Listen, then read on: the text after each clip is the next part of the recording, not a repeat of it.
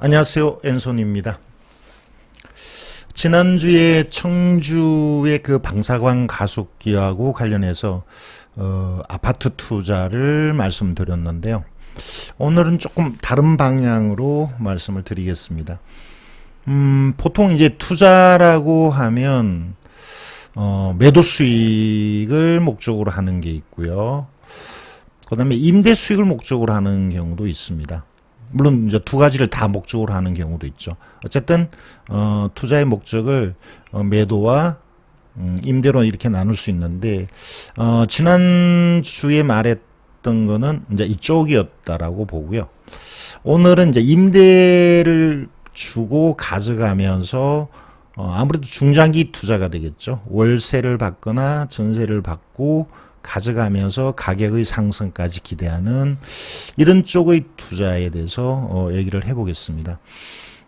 요런 쪽에 맞는 물건은 주로 요게 매도 수익이 단타가 주가 되겠죠. 그렇다면 임대는 아무래도 중장기가 되겠고 빌라, 오피스텔 또는 다가구 이런 것들이 이제 임대 목적의 투자인데 청주 쪽에 그런 물건을 좀 찾아봤습니다.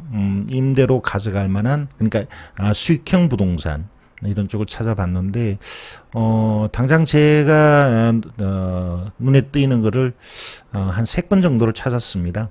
여러 개 더 찾았지만 한 2가지 정도로 나눠서 그러니까 다가구와 그 다음에 임대 목적으로 가져갈 수 있는 아파트 이렇게 2가지로 찾아서 이번 시간에 설명을 할까 합니다. 구독 시연을 볼까요? 실제 다가구를 찾아보면 청주 지역에 다가구가 많이 있습니다. 금액은 대체로 이제 좀 세죠.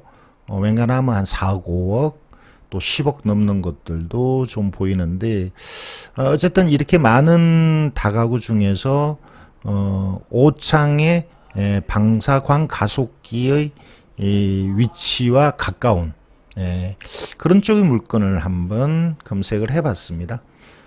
그래서 찾아낸 게 이 물건입니다. 2019 타경 11565 오창 다가구 규모가 크죠. 대지가 236평, 건물이 총 187평, 감정가가 11억이 넘고요. 한 번 유찰돼서 80% 9억 2천 6월 12일 날 경매가 진행되네요. 이 다가구는 규모가 커서 좀 살펴볼 게 많습니다. 일단 뭐 건물의 상태를 좀 확인해야 되겠죠. 드러난 사진으로서는 뭐 그렇게 오래된 것 같지는 않다 이런 느낌이 들고요.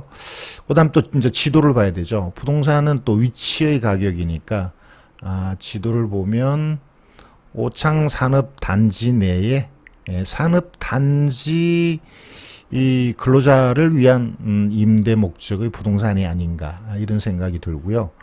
이 아래쪽이 청주 시내입니다.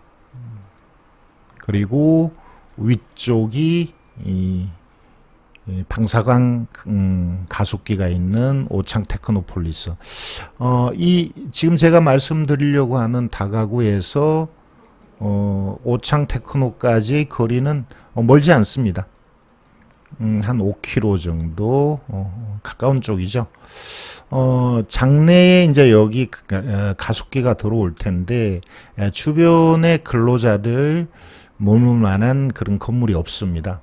그렇다 보면 이 가속기가 설치되는 동안은 여기 오창에 있는 건물들이 좀 주목을 더 받지 않을까. 임대 목적으로 많이 수요가 있지 않을까 이제 이런 생각이 들어서 요 물건을 찾아봤습니다. 내용을 한번 살펴보죠. 지은지가 그렇게 오래됐지 않습니다. 2017년. 그리고 대지 건물은 보통 다가구가 4층 건물이 많은데 여기는 2층 건물이네요.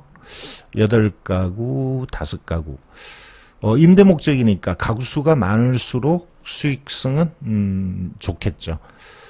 그리고 이제 다가구는 임차인이 어떤 상황인지 보증금이 어느 정도 들어오는지가 매우 중요한데 요 전체 7억 4천이라고 되어 있는데 요게 8가구 5가구니까 13호죠. 그래서 여기 보증금이 없는 사람, 그리고 여기 중복이 하나 보이죠. 제가 볼 때는 늦게 들어온 사람이 요거를 빼고 실제 보호를 못 받으니까 빼면 이게 임대가 만약에 나간다 그러면 7억 2,700에 나가고 있다. 뭐 이렇게 볼 수가 있죠.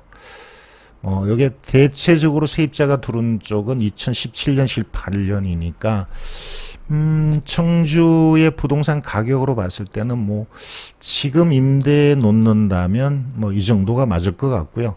앞으로 이제 수요가 좀 더 늘어나고 부동산 가격이 오른다면 좀 더 받을 수 있지 않을까. 예를 들어서 뭐 한 8억 정도 전세를 준다면 한 8억 정도가 나가지 않을까. 이제 이런 추산이 어느 정도 나와야 투자를 결정할 수 있을 것 같습니다.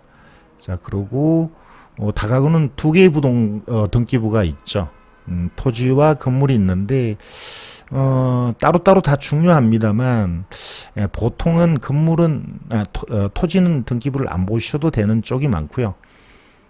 봐야 될 때도 있긴 합니다만 보통은 이제 건물 등기부로 모든 걸 판단하시면 될 것 같습니다. 2017년에 보존 등기했다. 그리고 그때 은행으로부터 대출을 받았고 또 많은 이제 복잡한 권리들이 들어와 있는데 말소 기준 권리가 근저당이니까 이후에 모든 권리는 지워진다.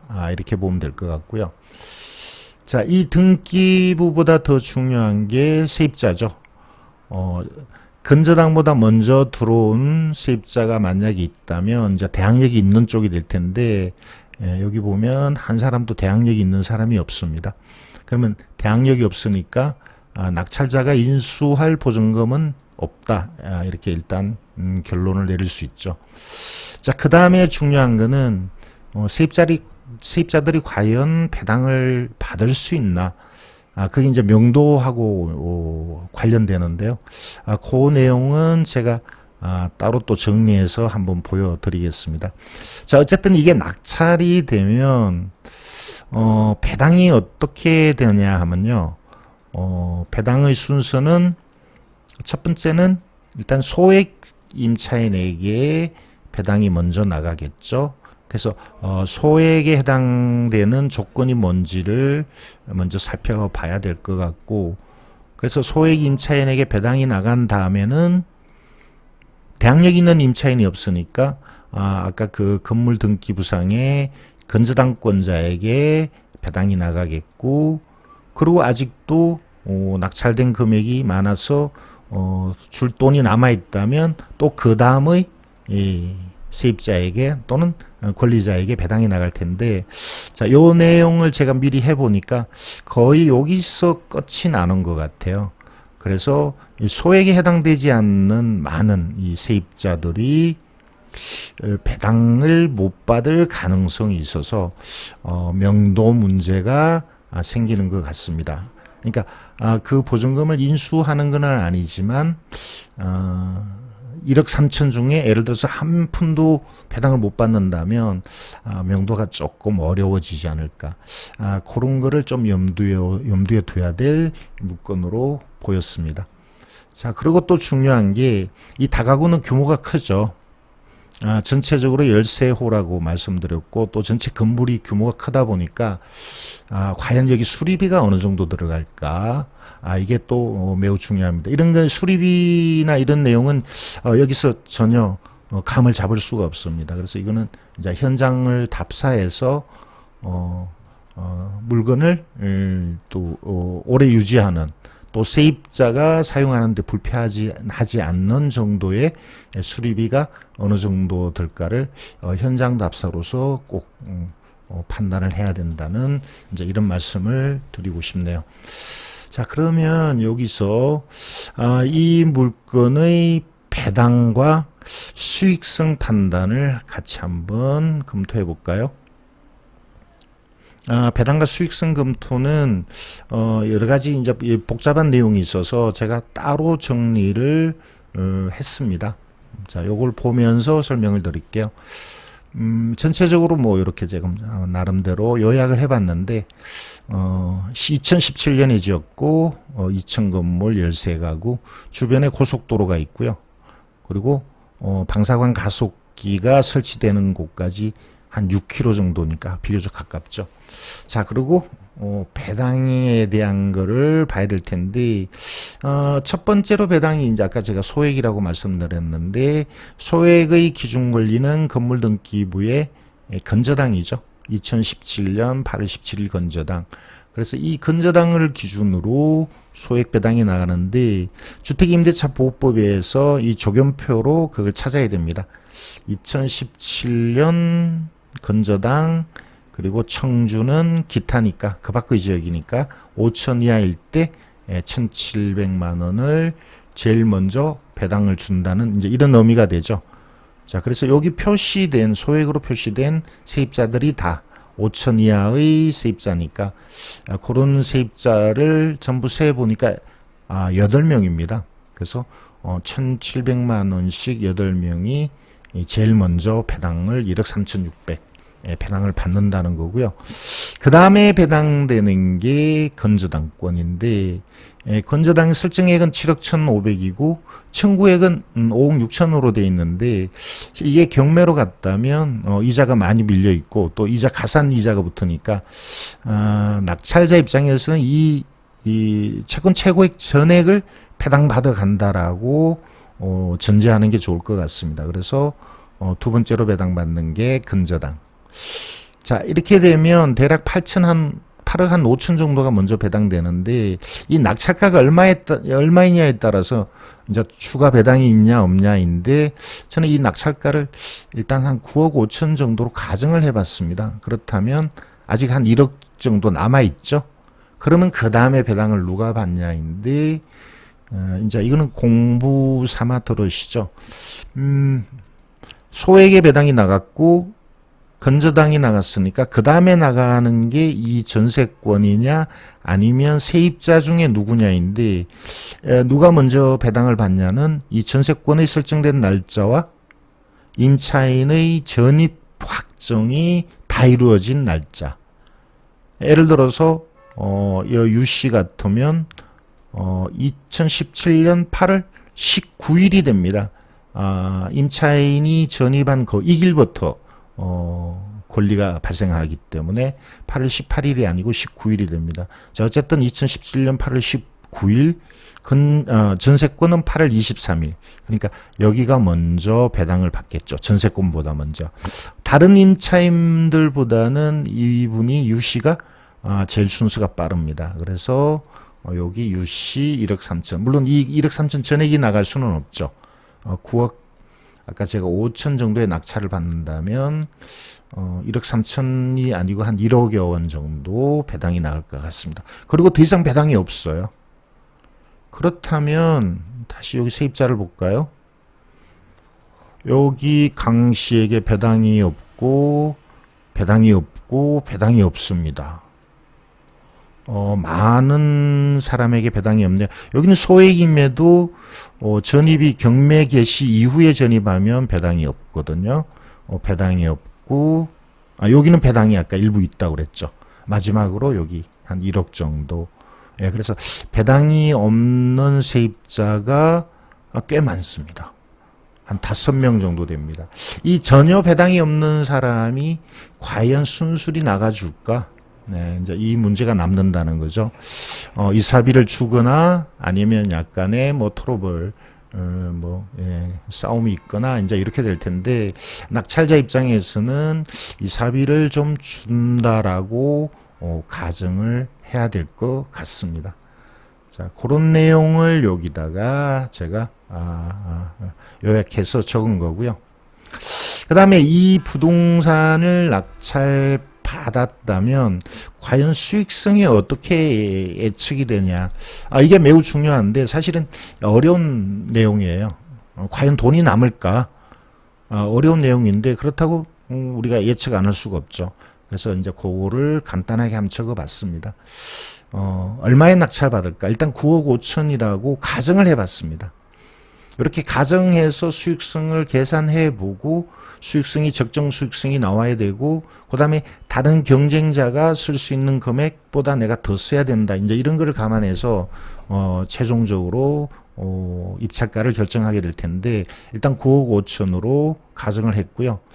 여기 비용은 등기 비용과 이 다가구가 지금 지은 지가 한 4년 정도 된 것 같습니다. 그렇다면 뭐 도배장판, 뭐 기타 등등, 뭐 페인트 친, 뭐 이런 수리비가 들어갈 수 있습니다. 그래서 등기 비용은 뭐 1% 남짓이죠. 수리비는 얼마 들어갈지 모릅니다. 그래서 이 부분은 아까 제가 현장 답사를 해서 밝혀내야 된다라고 했고, 그 다음에 명도하기 위한 전혀 배당을 못 받는 5사람에게 이 사업 이 정도는 고려해야 되겠다는 거죠. 그래서 저는 이거를 뭉뚱거려서 대략 한 1억으로 봤습니다. 덜 들어갈 수도 있고 더 들어갈 수도 있는데 이 수리비가 얼마가 과연 예상해야 되느냐에 따라서 좀 달라질 것 같고요. 그래서 총 들어가는 비용을 10억 5천으로 봤습니다. 자, 그 다음에 대부분의 이런 물건을 낙찰받으면 또 대출을 받게 되죠. 그래서 대출을 받았을 때 자, 이자 내는 부분. 대출은 대략 한 50%나 또는 그 이하로 받습니다. 대출을 많이 받을수록 유리한데 또 요즘 또 대출이 워낙 제한이 많으니까 일단 한 4억 정도로 받고요. 이게 이제 법인으로 가거나 또는 신탁 대출로 가면 좀 더 받을 수가 있는데 그 대신 이자율은 좀 높아지겠죠. 자, 어쨌든 일반적인 대출 4억, 이자율은 연 한 3%에서 3.5% 정도로 보면 요 정도 비용이 나갑니다. 자, 그 다음에 중요한 게, 자, 과연 이걸 임대를 놨을 때 어느 정도의 전세금 또는 월세를 받을 수 있을까인데, 아까 제가 미리 말씀을 드렸죠.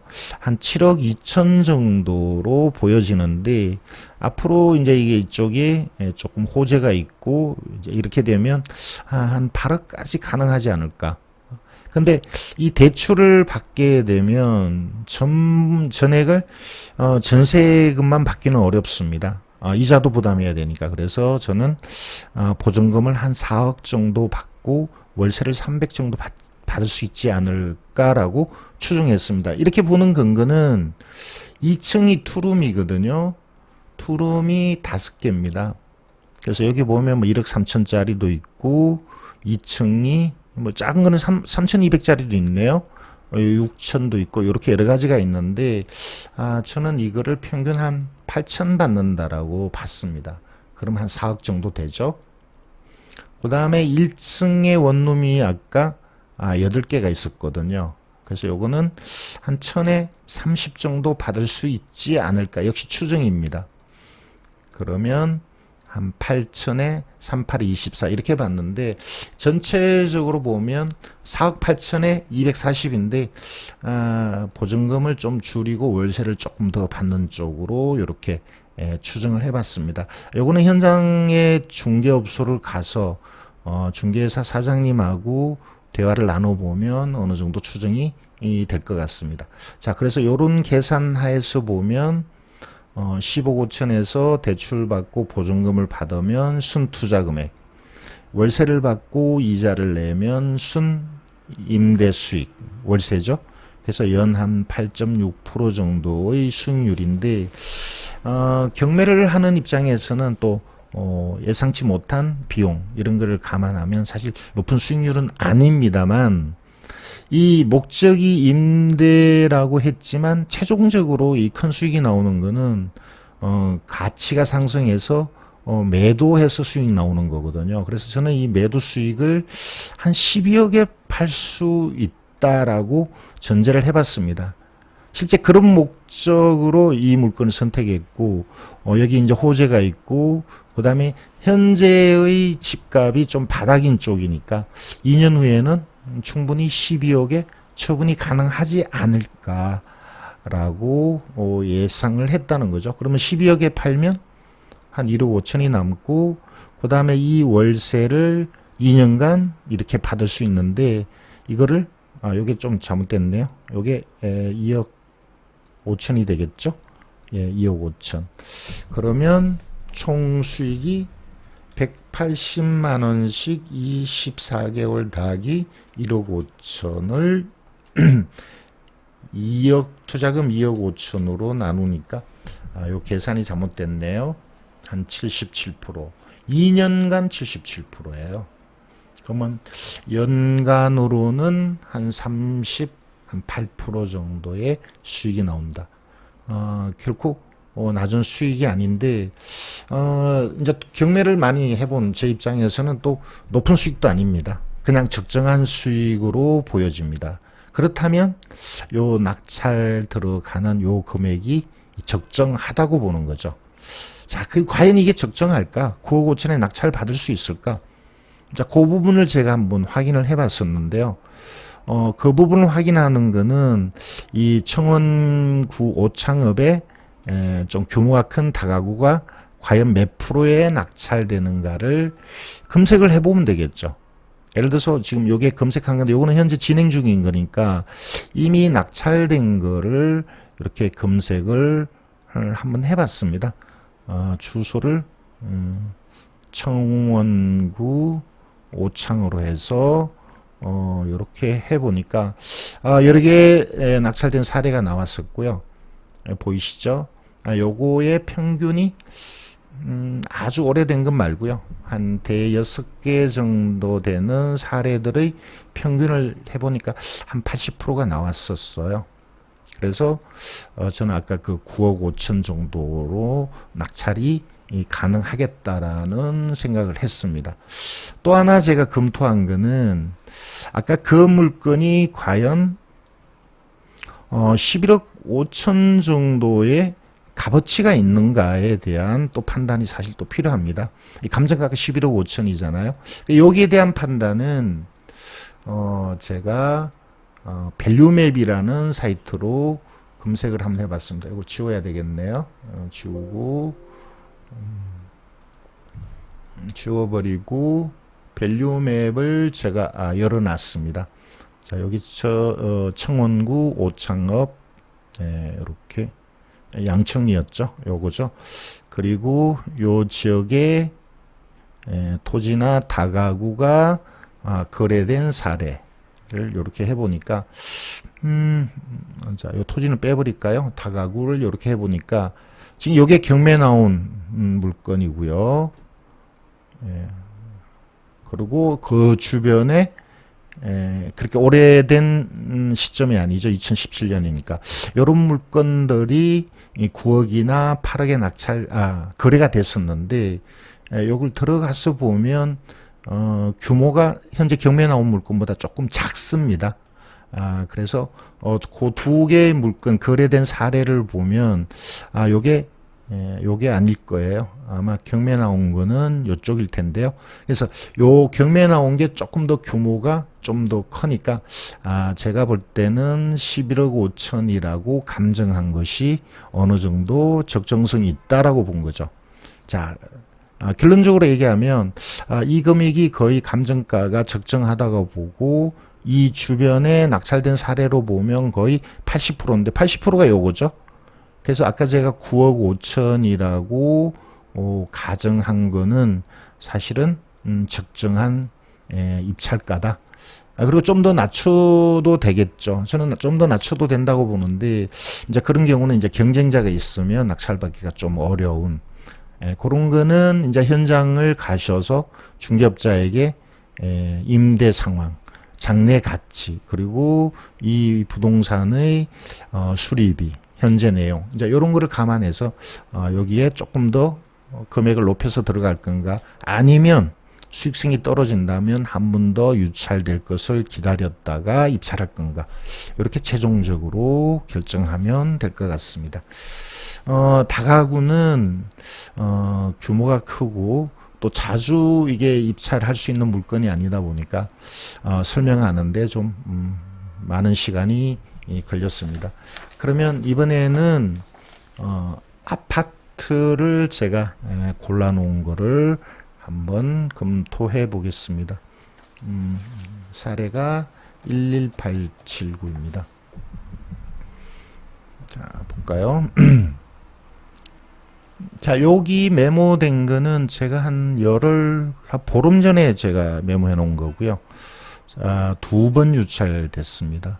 청주 쪽 아파트가 2번 유찰되는 경우가 최근에 좀 있었습니다. 그런데 이제 뭐 한 달, 2달 또는 현 시점에서는 이제 2번 유찰되는 게 좀 아마 많지 않을 거예요. 어쨌든 2번 유찰이 됐고, 소형평형이죠. 중소형입니다. 48평형, 13층 아파트는 지은 아주 오래된 건 아니죠.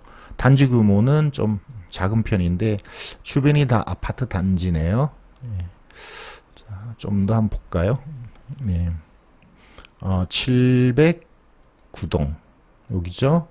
그래서 나쁘지 않고 초등학교도 비교적 가까이 있습니다. 전체적으로 보면 청주 시내입니다. 뭐 좋다 나쁘다라고 얘기하기가 좀 그렇네요. 아무래도 이 공단 주변이나 그리고 아까 그 오창 가속기가 있는 쪽하고는 약간은 거리가 있긴 합니다만 저렴하고 그다음에 거래량이 많아서 저는 추천을 하는 그런 아파트입니다. 주인이 살고 있고요. 등기부상은 뭐 어떤 문제는 없죠. 자, 이거 수익성을 검토해 보죠. 차트를 먼저 한번 보겠습니다. 그저께도 말씀드렸는데 청주는 대략 이렇게 상승했다가 한 4, 5년간 하락한, 그리고 전세가는 매매가와 거의 붙은, 충분히 하락한 게 아닌가. 그래서 이제는 상승으로 돌아간다라는 게 전혀 이상하지 않은 그런 내용이고요. 시세를 한번 볼까요? 거래가 48. 거래가 잘 되는 편이죠. 한 대략 한 9천, 전세는 한 8천. 월세가 잘 없네요. 자, 그리고 현재 매물 나온 거를 보겠습니다. 48이니까 74. 자, 보시면 저는 이게 한 보름 전, 20일 전에 한 8,500 정도의 시세를 봤는데 조금 변화가 있네요. 8,500짜리가 보이지 않습니다. 그러니까 최근 들어서 가격이 한 1,000만 원 이상 올랐다. 이렇게 보여지네요. 호가이긴 하지만 전세는 뭐 거의 뭐 8,000 뭐 이렇게 뭐 큰 변동이 없고요. 월세 나온 게 1,000에 한 40 정도로 이렇게 나온 게 있네요. 자, 이거를 투자를 한다라고 가정을 하면, 자, 한번 볼까요? 수익성을 한번 판단을 해보죠. 제가 미리 좀 계산을 해봤는데, 자, 그걸 말씀드리기 전에 이전에 거래가 잘 되었는지를 좀 볼게요. 거래는 2016년부터 최근까지 100여 건이 거래가 됐죠. 그러니까 1년에 뭐 한 30건, 20건 정도. 이걸 좀 세부적으로 2016년, 17년, 18년 이렇게 나눠서 보면 가격이 조금 이렇게 하락한 게 있습니다. 나타나는데 여러분이 한번 연도별로 요 통계를 한번 찾아보시기 바라고, 전세가율이 좀 높은 편입니다. 1억 천인데 9,500이면 대략 뭐 한 85%, 전세가율이 한 85%를 넘어가죠. 높은 편이고요. 자, 요거를 낙찰 받는다라고 가정하고 수익성을 한번 고려해 볼게요. 보통 낙찰을 받는다 그러면 전세가 정도에는 낙찰을 받아야 되거든요. 그래서 전세가 이상입니다. 그리고 이게 좀 이제 올랐다라고 보면 저는 낙찰가를 한 8,500 정도로 예상해야 되지 않을까. 일단 요걸 전제를 하고 계산을 해 볼게요. 자, 그리고 집 수리를 하고 등기를 하고 현재 살고 있는 사람을 내보는데 뭐 대략 한 800 정도, 한 10% 정도를 예측을 한번 해보죠. 그러면 한 9,300이라는 총 투자 금액이 들어가고 대출을 70% 정도는 나온다고 보거든요. 그러면 대략 한 6천 정도 대출이 가능할 것 같습니다. 좀 더 대출을 받을 수도 있지만 그냥 일반적인 정도의 대출. 그리고 6천이면 월 0.3%면 한 18만 원 정도의 이자. 자, 그리고 아까 월세가 천에 한 40이라고 나와 있었죠. 예, 매물 나온 것들이. 자, 그러면 총 9,300에서 7,000 정도가 회수되니까 2,300을 투자하고 월 40 받아서 이자를 내고 그러면 수익은 한 22만 원. 자, 2,300 투자해서 22만 원이면 뭐 10% 넘어가는데 당장 이게 큰 돈은 아니에요. 근데 투자 금액도 사실은 큰 돈은 아니죠. 자, 그리고 오늘 목적은 이걸 임대로 갔을 때 수익과 그리고 가격이 상승한 2년 후에 팔았을 때의 수익까지를 고려해야 되니까 이게 최종 목표가 아니고요. 이걸 팔았을 때 과연 얼마 받을 수 있을까? 예전에 지금 여기는 감정이 1억 천이고 지금 시세는 물론 한 1억 정도 또는 9,500 정도로 보는데 예전에 가격이 좋을 때는 1억 3천까지도 했었습니다. 그래서 저는 2년 후에 이 가격이 한 1억 2천 정도의 매도가 가능하다고 봅니다. 사실 이게 가능한 금액이 아니면 이건 투자를 안 해야 되거든요. 저는 충분히 이게 가능하다고 봅니다. 그렇다면 9,300에 매입해서 1억 2천이니까 여기 2,700이라는 적지 않은 수익이 나오고 그리고 매달 22만 원씩 20넉 달 2년간 또 이걸 받는 거 있죠. 물론 뭐 이런저런 비용은 고려하지 않았습니다만 자, 이게 총 수입입니다. 이거를 투자 금액 2,300으로 나누면 수익률은 가공할 만한 수치가 나옵니다. 140% 나옵니다. 2,300 투자해서 일단 매도 수익이 2,700이니까 100% 넘어가죠. 그래서 140% 연으로 치면 한 70% 정도의 수익률이 나옵니다. 이런 물건을 해야 된다는 이유가 바로 이런 수치에 있습니다. 이게 불가능할 것 같나요? 충분히 가능합니다. 그리고 저는 이런 판단을 좀 보수적으로 하는 편이어서 실제 수익은 이것보다 더 나올 가능성이 있다는 거죠. 자, 이거를 낙찰을 받고 대출을 받지 않고 전세로 가면 어떨까?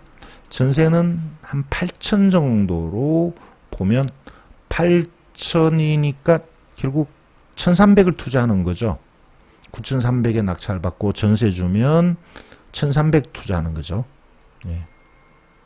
그리고 수익은 여기는 월세 수익이었고요. 2,700이라는 나중에 매도하는 수익밖에 없습니다. 그러니까 2,300 투자해서 2,700이라는 수익을 냈으니까 여기는 수익률이 200%를 넘어갑니다. 1,300 투자해서 2,700이니까. 이 두 가지 월세로 갈 거냐 전세로 갈 거냐를 두 가지를 다 보여드리는 이유는 여러분이 어느 쪽이 더 나은지를 판단해 보라는 거죠. 이 물건에 있어서는 전세로 가는 게 매달 수익은 없지만 전체 수익률은 낮다. 그리고 투자 금액 자체가 적다. 자, 이런 결론이 나오죠. 지금 제가 뭐 그냥 닥치는 대로 썼습니다만 이 전체적으로 쓰신 내용을 그 동영상을 다시 보시면서 이해를 하시고 이런 내용을 다른 물건에도 그대로 적용시키면 됩니다. 그래서 수익률이 어느 정도 나온다. 그리고 월세 놓는 게 낫다, 전세 놓는 게 낫다 이런 것들을 판단해서 여러분이 선택하면 되고요. 또 이렇게 높은 수익률이 나온다면 여러분 입장에서는 이걸 8,500 이상이라도 낙찰 받아야 되겠다라는 또 결론을 내려야 되겠죠. 일반적으로 보면 저번 한 번 유찰된 게 8,800이어서 8,500이면 낙찰 받을 수 있을 것 같은데 지금은 어떤 호재가 생겨서 가격이 단기에 급등할 가능성이 있고 경쟁자가 많을 가능성이 있습니다. 그렇다면 이 8,500 이상으로라도 여러분은 낙찰을 받아야 되겠다는 거죠. 어쩌면 저번 가격을 넘겨서 9,000에 받아야 될 가능성도 있습니다. 9,000으로 하면 이제 금액이 더 들어가고 수익률이 낮아지지만 그 결과에 나오는 수익률은 결코 낮은 금액이 아니거든요. 자, 그런 거를 여러분들이 한번 여러 가지 계산을 해보시고 최종적으로 입찰할 건가 말 건가, 어느 정도 금액에 입찰할 건가, 이렇게 하셔야 되는데, 여기 나오는 이런 비용이나 대출이나 월세나 전세가 실제 가능한 거라야 됩니다. 그래서 그런 금액은 현장 조사에서 정확하게 판단하고 조정해서 결정하시면 될 것 같습니다. 시간이 좀 많이 흘렀지만 하나 더 보겠습니다. 원래 예상된 거니까요. 13196 사건을 보죠. 요거는 앞에 유튜브에서도 얘기는 했었는데 그때는 그냥 단순하게 말씀드렸고요. 이번에는 이제 임대로 가져갔을 때 어떨 건지에 대해서 판단해 보겠습니다. 요 동이고 이 안에 초등학교가 있고 주변에 공원이 있고요. 층 좋고 중소형이죠. 한번 유찰됐고, 그리고 주인이 살고 있고 등기부 문제 없고 관리비 밀린 게 없습니다. 전체적으로 깨끗한데 차트를 볼까요? 네. 그죠? 대략적으로 이런 그림이 나옵니다. 많이 올랐었고 또 한동안 떨어졌고 지금은 주춤하고 있는 상태, 전세가도 매매가와 거의 근접한. 그래서 투자할 타이밍이라는 게 그림으로도 어느 정도 느껴집니다. 거래가 잘 되고 있고요. 2016년부터 최근까지 한 4년간 거래량이 무지 많습니다. 지난 시간에 제가 잠깐 그림을 잘못 보여드렸는데 거래량이 무지 많고 전세가가 높습니다. 매매가하고 비교해 보면 90%도 넘어가네요. 그래서 이 물건은 저는 우량 물건이다. 이렇게 결론을 내릴 수 있겠네요. 자, 이 물건을 낙찰을 받아보겠습니다. 가격에 대한 판단을 좀 해야 되는데 일단 생략할게요. 제가 조사한 금액으로는 한 1억 한 6천 정도 시세가 되는 것 같고요. 1억 한 4,500 정도의 낙찰을 받는다고 가정을 해봤습니다. 그러면 추가적인 비용이 한 1,000만 원이면 되지 않을까. 예, 관리비 밀린 게 없고요. 간단하게 수리하고 명도하고 등기하면 이 정도면 될 것 같습니다. 그럼 1억 5,500 정도의 총 투자 금액. 대출을 70% 받으면 1억을 조금 넘어가고요. 이자가 한 30만 원 됩니다. 여기 그 네이버 부동산에 들어가면 월세가 나온 게 있고 이미 월세 나간 것도 있는데 그 금액을 보니까 대략 한 2천에 45만 원 정도를 받을 수 있다고 나왔었거든요. 자, 그러면 결론이 나오죠. 예, 1억 5,500 여기 1억 2,100이니까 얼마인가요? 3,400 정도를 투자하고 수익은 1,500밖에 안 됩니다. 임대 수익이 좀 낮은 편이죠. 자, 그런데 저는 이 물건을 2년 후에 1억 8천에 매도가 가능하다고 봅니다. 그 정도 오를 가능성이 있고 아까 이 그래프가 이랬었죠. 이때 금액이 1억 8천을 훨씬 상회했었습니다. 거기에 못 미치는 금액이지만 1억 8천까지는 충분히 갈 수 있겠다라고 보면 그럼 여기서 2,500이라는 수익이 나오죠. 그 다음에 매달 15만 원이 월세 받는 게 나오고 이게 2년간. 자, 그리고 총 투자 금액은 3,400. 그래서 이거를 계산해 보면 거의 한 84%, 연간 한 40%, 꽤 높은 수익률이 나옵니다. 자, 이걸 전세로 갔을 때는 전세 나오는 금액이 대략 한 1억 한 3,500 정도로 봅니다. 역시 네이버 부동산 가면 그런 수치를 찾을 수 있거든요. 그러면 2,000 투자하고 가져가면 되죠. 그리고 나중에 팔았을 때 2,500의 수익. 2,000을 투자하죠. 2,000을 투자하는데 2,500 수익이니까 수익률은 거의 한 120% 정도 나와요. 역시 이 전세로 가져가는 게 더 낫겠다 이런 생각이 드네요. 그러니까 대출을 받지 않고 전세를 가져가는 것, 이거는 대출을 받고 월세로 가져가는 건데, 이 물건에 따라서 어떤 게 유리한지가 다 달라지는데, 오늘 말씀드린 두 개의 물건은 전세 쪽이 다 유리한 쪽으로 보여집니다. 자, 최종적인 결정은 현장 조사하시고 결론을 내리시면 될 것 같습니다. 오늘 청주 호재가 있는 청주 지역에 최근에 가격이 움직임이 있는데 투자할 만한 수익성으로 임대용으로 투자할 만한 물건 3건을 같이 공부했습니다. 지금까지 엔손이었습니다. 감사합니다.